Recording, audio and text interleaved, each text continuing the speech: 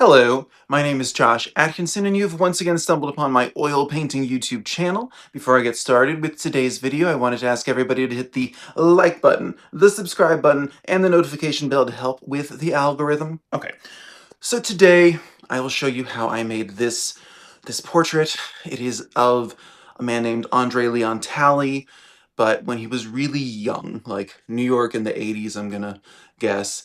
And I was just taken with his youthful exuberance or something. And I'm gonna do an older version of him. But anyway, I'll talk about all of that during the time lapse. And here is our source image. Young Andre Leon Talley living his best life in a club that no longer exists, I'm sure. So anyway, here is the time lapse. The date that I'm seeing on it is February 15th, so that's probably the day I finished it or the day after. I like to have a lot of paintings ready to go for the YouTube channel. There's nothing quite like rushing the night before with an oil painting that's like so wet you can't even like pick it up to put it in front of the camera. But anyway, if memory serves, this painting does not come together until the last like 20 seconds of the time lapse.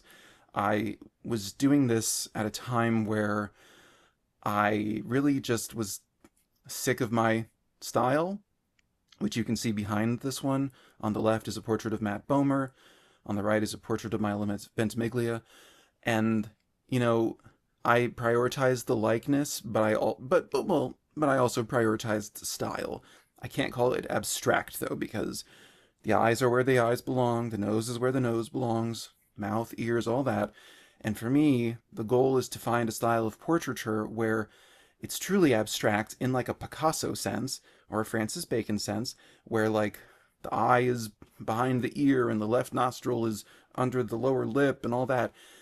But, and Francis Bacon specifically did this a lot, you can actually still recognize the subject. That's my gold standard. And I'm trying to get there. I've made some significant progress in the recent weeks that you'll see in, I don't know, 2 months or so.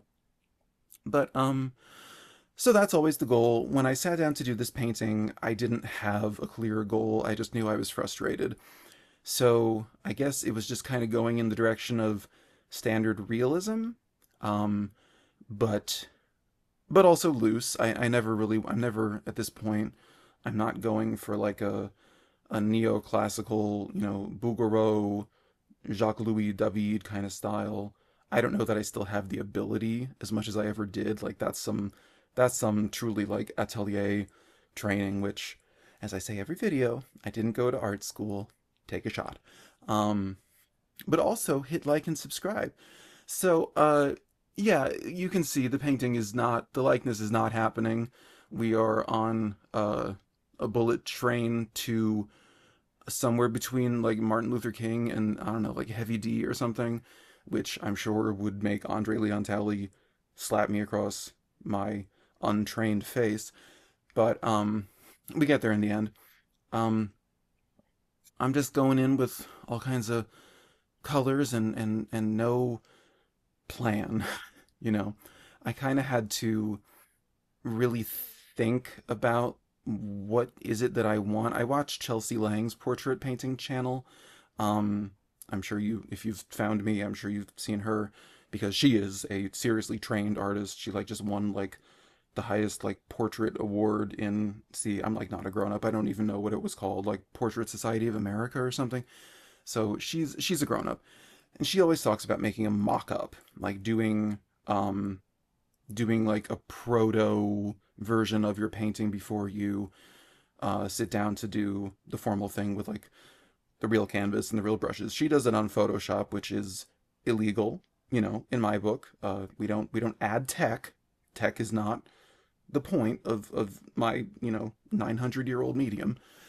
But lately I have been doing little charcoal drawings to just kind of make a hypothesis about what to do with the direction I want to go and what to do to abstract a face. So here, this is basically just corrections. This is like I've thrown the towel in terms of abstracting this one because I don't have a plan. I didn't do any version of a mock-up, and it's just kind of it's rough going. Like I'm actually feeling sort of like what do you call it? Like empathy for your past self. Like I can, in watching me do this, I can just see how frustrating the experience was and how much I was tempted to walk away.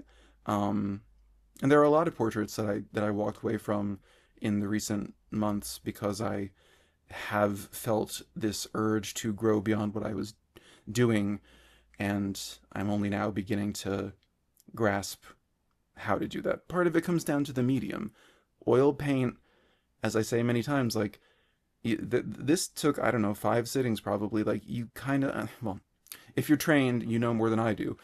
But from where I'm sitting, where I'm learning off of YouTube and public access television, um, always check out Helen Van Wyck's YouTube channel. I don't understand how to keep adding paint to a wet surface. So, so like you can't really confidently abstract with paintbrushes because it, if it goes wrong, you just kind of can't correct it. You have to just wait for it to dry and then you can correct it. So that's why I'm doing these mock-ups. But anyway, yeah, I don't know if I'm saying anything useful or intelligent this video.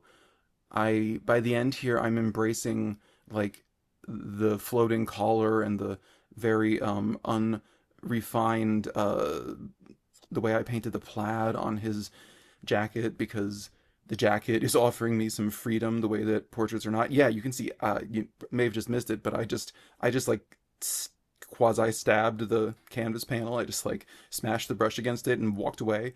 And now I have put it now I'm standing, which is something I'm doing all the time now. I'm just standing so I can walk away from my paintings, and the likeness is finally beginning to happen. I had given up on it, and now I decided to change my approach, which is to do it standing so I can walk away and get perspective.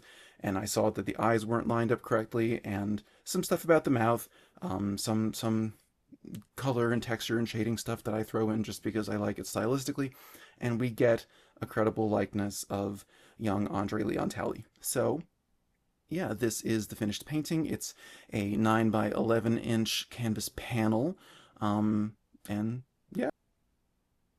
So then, yes, that is how I arrived at this portrait of young Andre Leon Talley. I think I've said that I want to do his elder statesman portrait later on.